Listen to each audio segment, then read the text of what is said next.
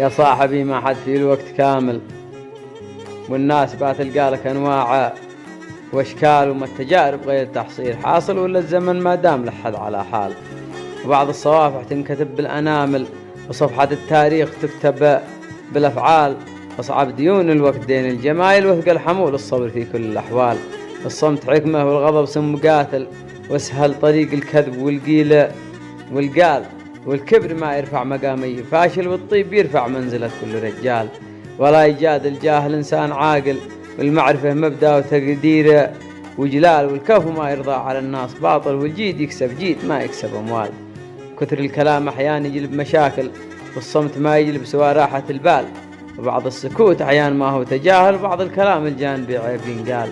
وبين الأمل واليأس بحد فاصل، وبين الكرم والبخل ذرة ومثقال.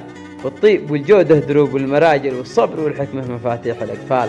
لا تستمع في صاحبك قول قايل، ولا تميل إن شفت خط النقا مال. ولا تحمل ذمتك حمل زايل، ولا تقع في مشكلة عمرها طال.